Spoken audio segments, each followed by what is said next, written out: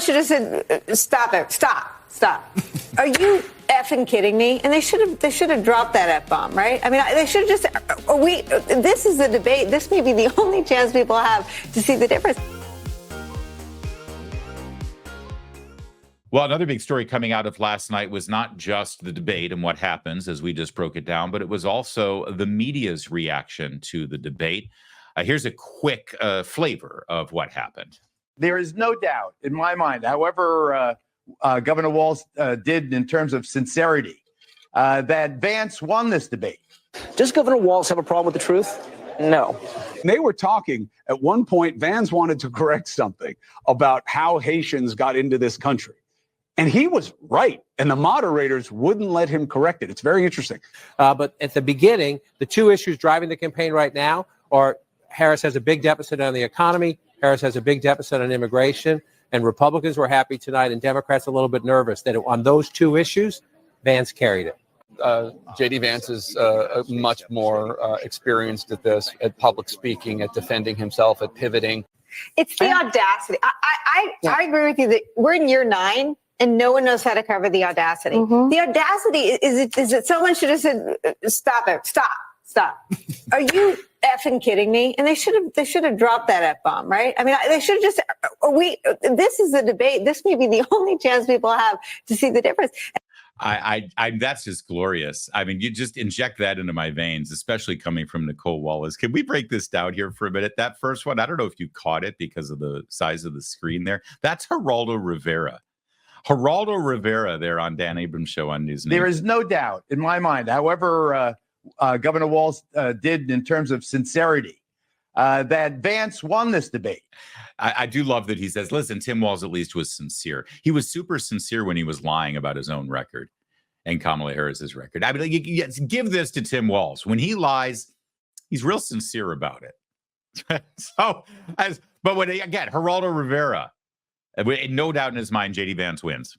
Does Governor Wallace have a problem with the truth? No. You know, when you're on MSNBC and you're asking Democrat Senator Amy Klobuchar there, who's spinning, he's trying to spin for Tim Walz, her fellow Minnesotan. And the question is, does Tim Walz have a problem with the truth? You know that it's been a bad night for the Democrat when that's the MSNBC question. They were talking at one point, Vance wanted to correct something about how Haitians got into this country. And he was right. And the moderators wouldn't let him correct it. It's very interesting. Yeah, interesting is one word for it. That's Chris Cuomo, of course, from the Cuomo Democrat crime family, as Rush Limbaugh used to refer to it. He's Democrat royalty. He's there to root for Democrats, but even he couldn't bring himself to throw a lifeline to those moderators and the debacle that we just showed you earlier in the program. But at the beginning, the two issues driving the campaign right now are Harris has a big deficit on the economy. Harris has a big deficit on immigration. And Republicans were happy tonight and Democrats a little bit nervous that on those two issues, Vance carried it. That's right. And you're going to hear a lot of analysis. I've already got some for you from MSNBC. Joe Scarborough tried to spin this and say that Tim Walz actually won because he communicated really well on the most important issues. That's an absolute lie, unless the most important issue is killing unborn babies, which I know that there are some people who believe that killing babies is the only issue that we've got. But if you happen to be one of those voters who care about inflation, cost of living, the economy, immigration, border concerns, crime concerns related to border security, 100% across the board, every focus group showed that Vance killed it, absolutely killed it. Actually didn't kill it, killed Tim Walz on those issues. So everyone's like, oh, it was just style. J.D. Vance is slick. J.D. Vance is polished, but he wasn't good on the issues. No, actually, on the issues, he absolutely killed it. J.D. Vance is much more experienced at this, at public speaking, at defending himself, at pivoting. That may be my favorite. That may be my favorite, Jake Tapper. J.D. Vance is more experienced at this sort of thing. So when was J.D. Vance elected as Senator of Ohio? Do you know? It was November of 2022. When he was elected. That's not even 2 years ago. Which means he was sworn in as senator in January of 2023. It means he began his campaign maybe a year before. So let's give him this. with regard to public speaking, campaigning, stump speeches, giving interviews, and engaging in political debates. He's been doing it, let's say, for 3 years, if he started a year before the actual election day. Tim Walz has been governor of Minnesota. He's in his second term now. Before that, he served in Congress for multiple terms. And before that, he was a school teacher. Last I checked, when you're a school teacher, public speaking is part of the gig. It's part of the job. And responding to questions when you're a teacher. I mean, seriously, Tim Walz's entire life has been standing up in front of people and talking and answering questions. But Jake Tapper has to throw some sort of fake lifeline here to Democrats and saying, well, yeah, J.D. Vance won, but let's face it, he's got more experience. Now, actually, Jake Tapper didn't mean this, but I'm going to spin what he had to say there and deliver a little truth to you, because in a way, J.D. Vance is more experienced than Tim Walz. Let me explain. J.D. Vance was named the running mate for Donald Trump the week before the convention, which was let's say July 11th, July 10th, I want to say. It was right before the assassination attempt, right? Wasn't it? Or was it right after the assassination? It was right around there. So that means all of July, all of August, all of September, 3 months, basically. He's been the running mate. Tim Walz has been the running mate a little bit shorter time. Let's say third week of July, maybe the last week of July is when he was named. Something like that. I'm sorry if I'm a little fuzzy on the dates. It's been the last 3 months have been the longest decade of my life politically, right? Since J.D. Vance was named the running mate for Donald Trump, he has appeared on the Sunday news programs, ABC, CBS, NBC, Fox News, CNN, MSNBC, wherever, like 2 or 3 times per Sunday. He is engaged in one-on-one interviews with every single major network. He has, at his rallies, we've shown the clips of it. At the rallies, after he delivers remarks to the people at the rally, he gives a live microphone to reporters who are in the press pool, and he does a press conference right there in front of the crowd at the rallies, right? J.D. Vance has actually engaged and gone into the lion's den and been challenged by journalists and reporters since day one of being named as the running mate. He's had to deal with this every single day. Tim Walz has been wrapped in bubble wrap, put into a feather bed, and then surrounded by protective foam from the beginning. Do you know how many one-on-one interviews Tim Walz has given right now to the media?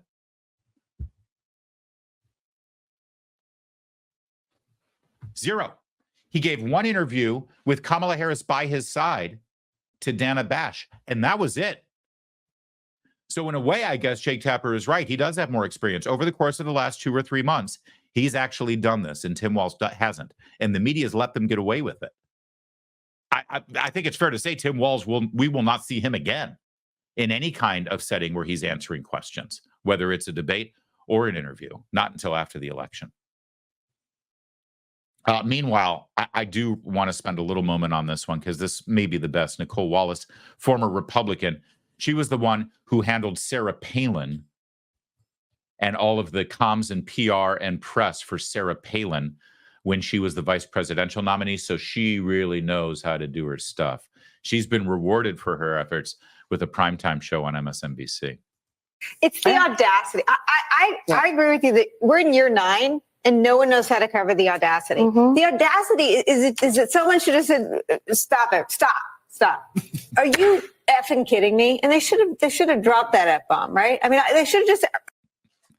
So her problem is that the moderators didn't drop an F-bomb on J.D. Vance. Her problem is that they're not covering the audacity enough, like they would on MSNBC. By the way, Rachel Maddow, the highest paid person in cable news or all of news, for all I know, Stephanopoulos might outgross her in more ways than one.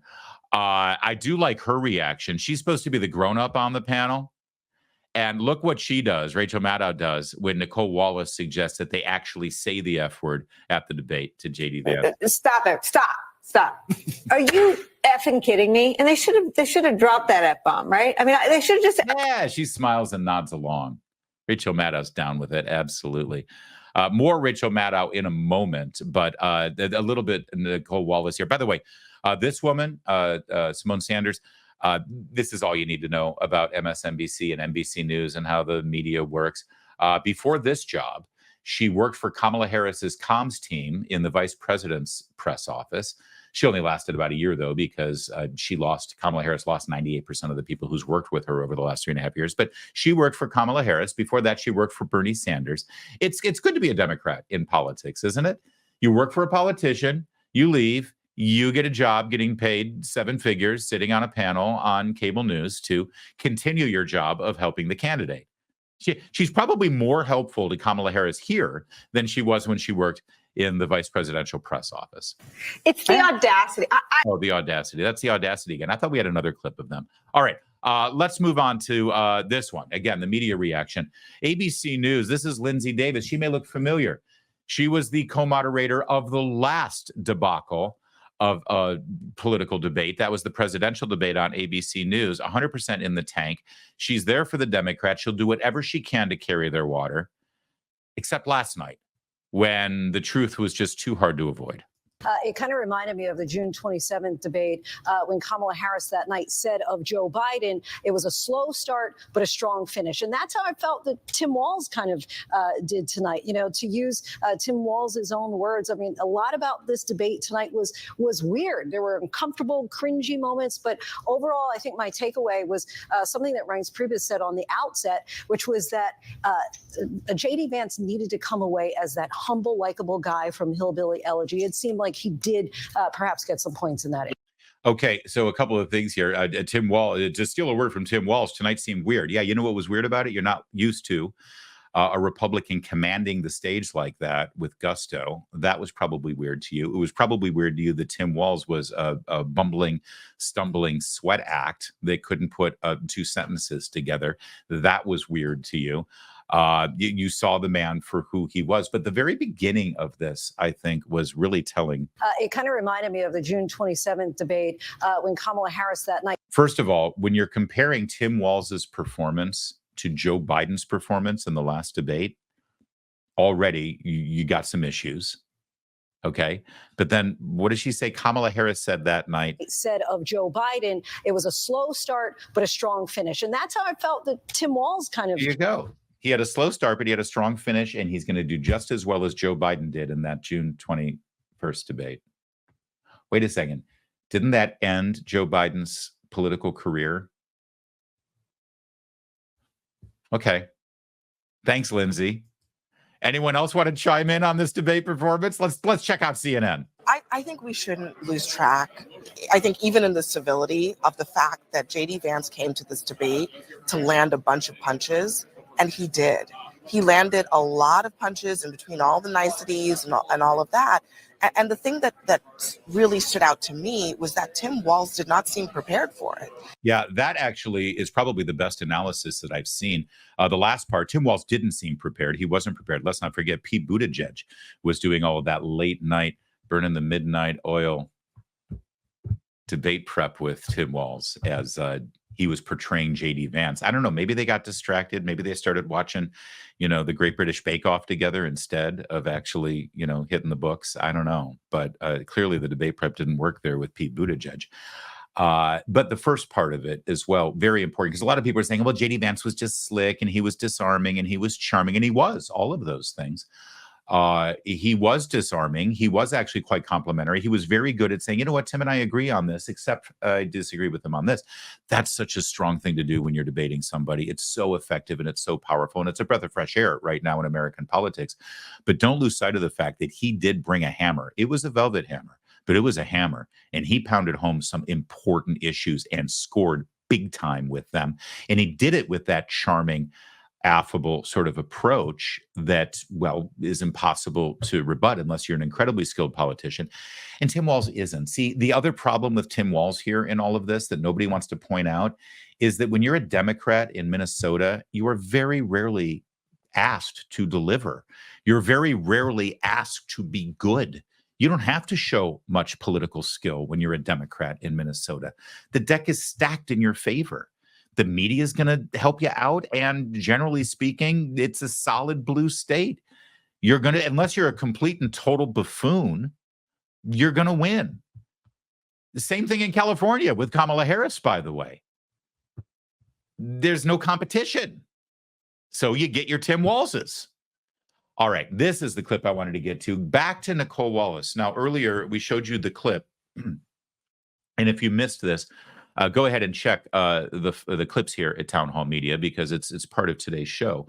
You'll see that moment where J.D. Vance was fact-checked on immigration, and Maureen Brennan wanted to just move on and not let him have a say. And he said, no, wait a minute. You're going to fact-check me. Let's get the facts out. And then he delivered a really brilliant litany of the actual information with regard to temporary protective status, with regard to the Haitian migrants that have gotten into this country, and they're utilizing temporary status in a way that it was never originally designed, right? It's a very strong moment, and not only showed the bias of the moderators, but it also showed J.D. Vance's command of the issues. But if you're Nicolle Wallace over on MSNBC, oh, what you saw was toxic masculinity. Like muting powers. And I actually think if you're a woman, that might be the worst moment J.D. Vance had, because he was going to mansplain right over that mute button. He was, and again, I don't pretend to know how everyone will react to this. I think that a lot of women in positions of authority that should command respect just by virtue of that dynamic will see themselves in some dude that disrespected them and talked over. I mean, there was a moment like that with the vice presidential in the Harris. Okay, so a couple of things here. First of all, look at Chris Hayes here. If Chris Hayes disagrees with Nicolle Wallace, you think he's going to say anything after with that explanation? Actually, Nicolle, I think you're wrong. Let me respectfully disagree. Oh, no. There's no such thing as respectfully disagreeing. In fact, if you disagree with a woman and you're a man, you're mansplaining, and you're arrogant, and you're a misogynist, and disrespectful. Break down what Nicolle Wallace is saying here.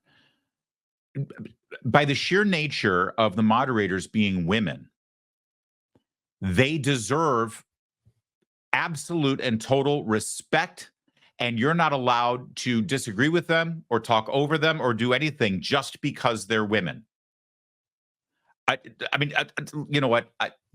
This is why I try to break these things down moment by moment, because I don't want to paraphrase. Muting powers. And I actually think if you're a woman, that might be the worst moment J.D. Vance had, because he was going to mansplain right over that mute button. He was... So actually delivering the truth and facts so that the viewers, we, the voters, actually have the facts at our disposal so that we can make an informed decision, because the moderator, who happens to be a woman in this case, didn't do so. That's mansplaining. That's mansplaining. And understand something. In Nicolle Wallace's mind, if those were two male moderators, this would be a non-issue. But because they were female moderators, well, the rules are different now. Because that's equality, I suppose, or something.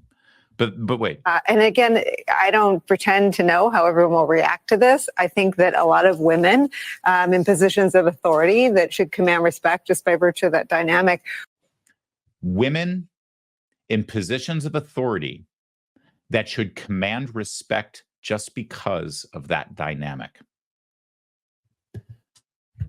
So in her mind, in this debate setting, designed for the two candidates for vice president to have a free engagement in ideas and policies so that we, the voters, have an opportunity to make an informed decision on election day.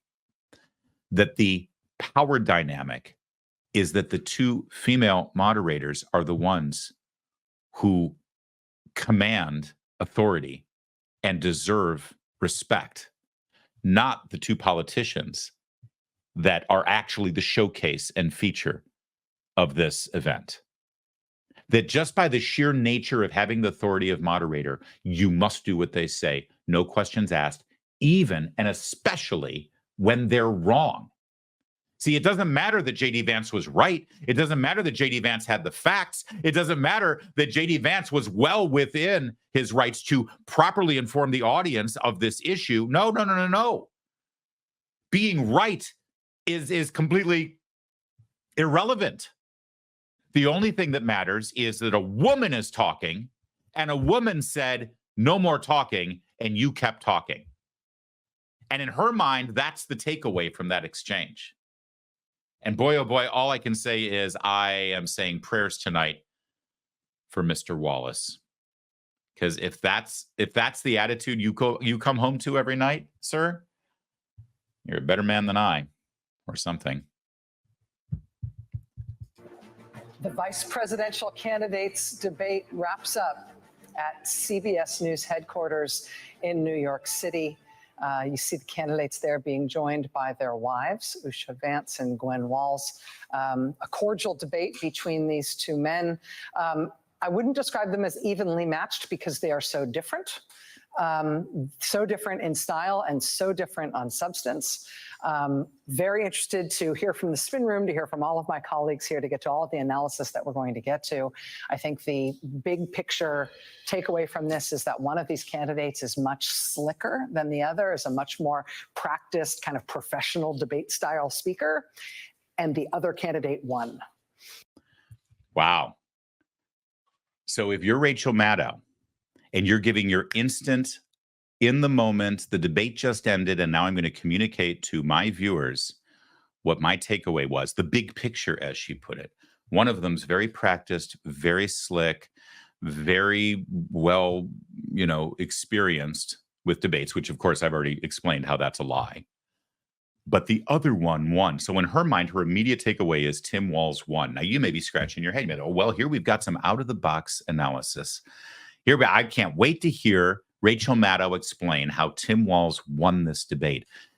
And my friends, and I do consider you friends, what you're about to hear from Rachel Maddow encapsulates everything that is wrong with political media analysis and coverage that we are living through right now in 2024. It is best personified by MSNBC, but I am not going to pretend that this doesn't occur elsewhere, from the right, from the left. But MSNBC is the most blatant about it, because by every objective measure from last night's debate, there is no doubt that J.D. Vance won that debate. He won the debate on style. He won the debate on facts. He won the debate on truth. He won the debate on presentation. He won the debate. And I've already showed you plenty of people who would agree with that, people who are inclined to hate Republicans. And even they have to say, well, yeah, he did. Now they give you a reason why they think he won. Nah, here's why he won, though. But by every objective measure, J.D. Vance won the debate. But if you're Rachel Maddow, Tim Walz won the debate. How's that possible? Well, you'll hear it now. And this is why we're in the shape that we're in this country. This is why we have problems in this country with political commentary, political analysis, and the idea of truth. Like, what is truth anymore? Watch. There was one bad moment for Tim Walz in this debate where he got mixed up and embarrassed in answering a question about exactly what month he had been in China in relation to the Tiananmen Square protest. But then on guns, on January 6th, on Obamacare, on the economy, on blaming everything on the border, back again on healthcare, on abortion, on every issue on substance, J.D. Vance was very polished and very slick, and Tim Walz beat him on all the substantive points. At least that was my take on it. Thank you, Newsbusters, for the clip. Yeah. Did you catch it? On every single issue of substance, which means everything I care about, abortion, don't blame everything on the border, Obamacare, guns, all the left-wing liberal touch points, Tim Walz won because Tim Walz agrees with me. So it doesn't matter. He could have gone up there and literally crapped his pants on stage. He could have spoken in pig Latin the entire time. He could have, had a conniption fit. He could have talked in a falsetto voice the entire time and say, listen, I'm going to do the debate like this because who cares? Rachel Maddow's going to say I won because I'm right on abortion. I actually didn't have to. I did that naturally just now, but I didn't have to. I forgot I had this little button. See, I could do this. Oh, wait, wrong button. I could do this. I'm Tim Walz, and I'm going to say anything I want on abortion because Rachel Maddow is going to agree with me, and that's all that matters to Rachel Maddow. I'll use that next time. But you take my point. This is what's wrong. This is what's wrong with cable news. It's what's wrong with how we have politics reported to us, because Rachel Maddow cannot bring her to say, listen, I disagree with J.D. Vance. I think he's wrong on the issues, but he obviously won this debate. Tim Walz is a basket case. She couldn't do that. Tim Walz won the debate because I agree with him and he agrees with me. And that's all you need to know. So what are we doing here? What is political analysis at this point? If that's really all that matters. And over on MSNBC, and sadly in too many corners of our political world and our media world, that is all that matters. And that's why the American people are left adrift. That's why the American people, thankfully, are now seeking out other voices and other perspectives and other presentations like you're doing right now. And I appreciate you doing it because we're sick of it. We're tired of it. It's driving us nuts. MSNBC is the worst, but they all do it. And it's time for a change.